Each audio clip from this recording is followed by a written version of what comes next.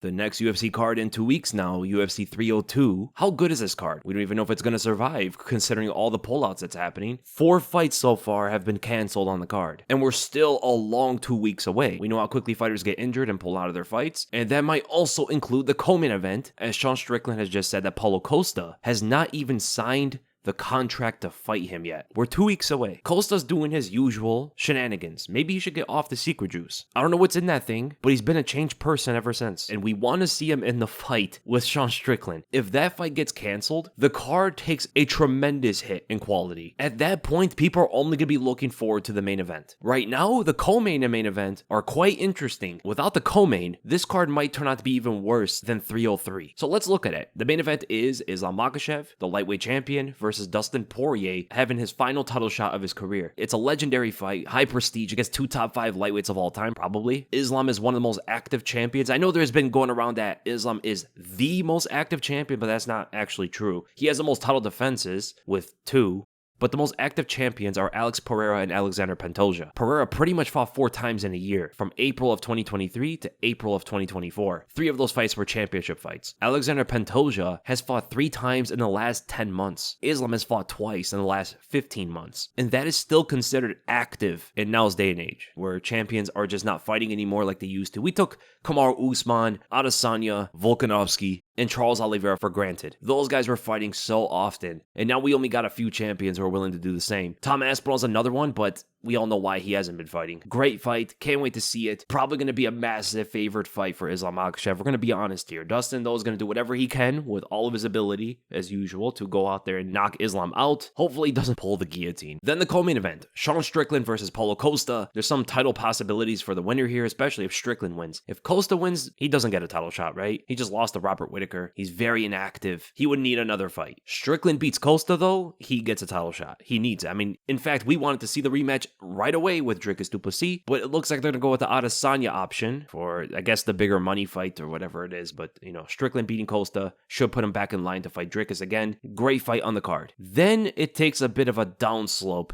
in quality. Kevin Holland versus Michal Oleksiejczuk in the middleweight division. So Kevin Holland's moving up again. He is a much better welterweight than he's ever been a middleweight. I don't know what the reason for him is to go up, and that's not going to be too easy of a fight. You know, most fighters in that weight class have a size and strength advantage over him. Michal is going to strike, so there should actually be a very interesting striking match between the two. Then we go to Jailton Almeida versus the level 40 blob, Alexander Romanov. We don't know what form he's going to be in. He's like the fusion dance. We don't know if he's going to be in good shape or he's going to be the fat version of himself. That's a bit of the fun with Alexander Romanov fights. You don't know the physical form this guy's going to show up in, but it's going to be a grappling match. We might see more striking skills out of Jailton Almeida this time, and I want to see him prove in that area instead of him just being a blanket over his opponents. But that is going to be quite tough to do against someone like Romanov, you would think, just stylistically, and if they just take the food away from Romanov. Then we have Randy Brown versus Elizeu Zaleski dos Santos. That's a great fight. Not much more to actually say about it. I'll get into it more technically later. Then we got Cesar Almeida versus Roman Kopylov. That's a pretty good fight. Grant Dawson versus Joe Zaleski. Yo, Grant Dawson's got to make a comeback. He can't get us thinking about that Bobby Green fight anymore. That was a horrendous performance. I mean, if we're going to be honest here, that was really bad. He got destroyed, and he was like a 5-1 favorite. He's got to do something spectacular here, and they are giving him a bit of a bone with Joe Zaleski. He should get a convincing performance. Should, though. Philip Rowe versus Jake Matthews is a pretty decent fight. Nico Price versus Alex Morono is a decent fight. So you got 4 fights in the prelims. Mickey Gall versus Basil Hafiz. So Basil hasn't fought since the Jack Della Maddalena loss, which was an impressive performance out of Basil. I mean, look at where JDM is right now. He's one of the top welterweights in the world, and Basil came close. He lost the fight, but he did come close.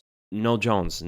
Aileen Perez versus Jocelyn Edwards. Okay. And then the first fight on the entire card has potentially the best prospect of all of them. Try to say this name. Niam Jargal Tumendemberel out of Mongolia versus the undefeated Andre Lima out of Brazil. That fight and Cesar Almeida versus Roman Kopylov are the best fights in my opinion until you get to the co-main event. So UFC 302, what would I rank this? I gave 303 a 5, but now that co-main event is out, maybe 303 is actually a 4 now. 302 302, I'd give it a 6. I give it like a 5.5 or a 6 at best. And let's get into these fights, man. Starting with the main card, Randy Brown versus Zaleski dos Santos. This is a decent striking match. The long Randy Brown, huge reach, very tall, accurate sniper, has a decent jab, good movement, very fast for a welterweight, and got a spectacular knockout against Muslim Salikov in his last fight. That stepping left with the jabs into that right straight, that satisfying shot right through the target. But he's got to be careful when he's jabbing off to his left like that. He does it a lot in all of his fights because he could get countered by the right overhand. Muslim Salikov was trying to hit him with that as he's walking into it, because when he's jabbing to the left, he is moving into the orthodox power hand. And Zaleski does do some similar things as Muslim Salikov, where he will also throw that overhand if you're walking into that direction. So Randy's got to be careful with how he's moving as he's jabbing. He's got to keep that shoulder up and bring the jab back in place to defend himself. But the thing about Zaleski is he does get wild to find his shots on these longer fighters. He will swing those overhands that can get countered. And in his last fight, Zaleski got dropped 20 seconds in trying to get away from Renat. He got caught by a long hook, and Randy Brown, being as long and as accurate as he is, could do the same thing with his hook if he's pressuring well off of his jabs. And Zaleski's quite easy to back up. He will just do it himself. He'll move away from you to look for the kicks and overhands. He wants his wide view to look for his shots. He doesn't like to stay in close. He likes to come out far, and there is where he tries to find his shots. And it's stylistically very good for Randy Brown to solve, because Zaleski throws a lot of kicks out there, man. He has good leg kicks, good spinning kicks, and he has that good overhand. Quite similar to Muslim Salikov, actually. And that's great experience for Randy Brown to fight someone like Muslim in his last fight, straight into this Zaleski fight. Both guys do similar things. Randy Brown's got to be careful with what he throws out there, though. Randy's the kind of fighter that will look really good until he gets caught. This has happened to him a few times in his career. He's so talented. He's got a lot of potential. He looks pretty decent on the feet and then just makes these big defensive mistakes and he gets caught. That can happen in this one if he's not minding his P's and Q's. Even Muslim Salikov almost connected on him clean with an overhand once. So that's an interesting fight. I like that. The next one I don't like as much. Jailton Almeida versus Alexander Romanov. This is the battle of the blankets. Who's going to tuck in their opponent first? This might be the most boring fight in the heavyweight division. There are some X factors that can make it different. Jailton Almeida losing for the first time at heavyweight. He just got TKO'd by Curtis Blades. So we'll see if he's made any kind of adjustments to change his style for this one against a grappler, and maybe wants to stay on the feet a bit, trusting his speed and his athleticism against Romanov. The only thing is that fight wasn't that long ago, so he couldn't have gotten that much better since that.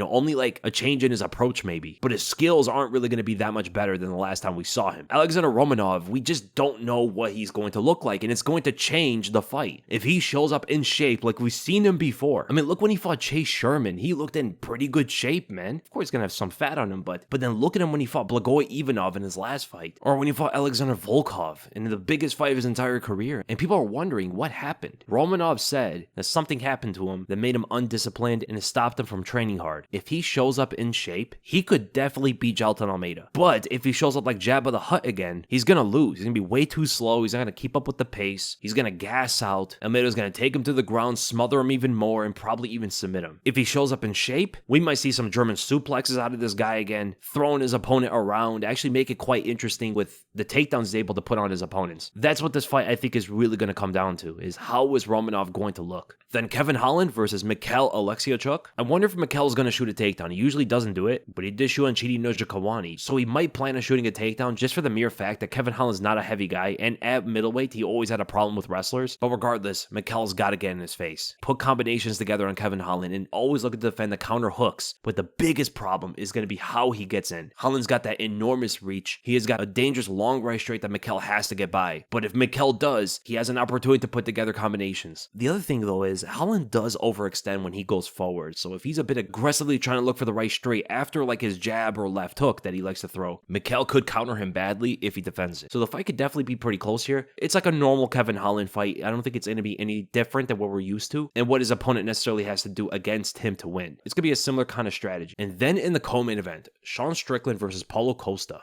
If it happens, it should be a good stylistic fight for Sean Strickland. Costa does get wild at times. He will throw a lot of those haymakers. He's more looping punches than anything, and Sean Strickland has a really good jab, put it down the center, block the haymakers coming his way. Hopefully he puts together counter right hands this time, which he didn't do against Dricus, but he has those openings on Paulo Costa as well. Strickland did let Dricus get away without countering him much. Hopefully he doesn't let Costa off the hook though. The big issue for him, I think, are the kicks of Costa if he brings those out there. He could target anything pretty well with those. Legs, body, and head. Now you would think though, Strickland could do the same thing he did against Adesanya. Lift the knee knees up and walk forward to put pressure on his opponent. But does he want to do that against Costa? Against Adesanya makes sense because Adesanya's long and he's moving away and stuff. You want to get in on him. Against Costa, Strickland's going to have the reach advantage. He doesn't have to get in close this time. In fact, I don't think he wants to. So just check the kicks, keep that range with the jab, and when Costa starts to slow down because of the output, then being a bit more aggressive against Costa could be a good strategy going here for Strickland. But crazy enough, him being aggressive and putting the pressure on Costa early can actually be a good strategy going into this as well. Try to get Costa to slow down right away. He's going to be in constant danger of those hooks, but at least he limits the kicks and he makes it a boxing match, which I think Strickland should have an advantage over Costa. So maybe the early pressure can be the more successful way for Strickland to win this fight. Just got to watch out for those haymakers, man. Keep putting the hands on Costa, jabs to the face constantly, 1-2s, go to the body with the jab a few times. I would say ripping the hooks, but Strickland stands very tall, and I just don't see him lowering his levels as he's throwing the body hook, which could lead him to a headshot from Costa. This could be a wild fight. I'm really excited about it. And then in the main event, Islam Makhachev versus Dustin Poirier. Poirier's got to go for it. That check right hook counter could be there for him if Islam is pressuring forward with his hands, but Islam is a very smart fighter. It'd be wild to see him actually get reckless and just throw a combination forward, get caught for it. I think Islam's best bet is to try to take this fight to the ground, but I do think he's going to test the striking with Dustin. He might land some good jabs. They are both southpaw. Land some pretty good leg kicks. Get everything flowing before he shoots an instant double leg takedown once Dustin gets comfortable in the stand-up. And from there, Islam might just take over the fight. I think as the rounds go on, Dustin might get more frustrated or more like deterred of what his game plan is. He might get a bit more wild and just try to just catch Islam with anything big from there, because I can't imagine Dustin not getting taken to the ground every round. Kind of like with his fight with Khabib. Dustin got taken down in every single one of those rounds, and he looked more frustrated throughout the fight. I think something similar is going to happen here with Islam, and it's going to be a very, very tough fight for Dustin Poirier. He has to dig in as deep as he possibly can for this one. It's the most important fight of his career. It means everything for him. He is his final chance to become the undisputed champion, which is something he's been constantly pursuing, and it's arguably against the best fighter that he's ever fought before. Him and Khabib, at least. So 302 has some interesting fights on it. I'm definitely looking forward to the last two. I'm looking forward to the Mongolian fighter. Oh, wait, no way, man. Niamdragal,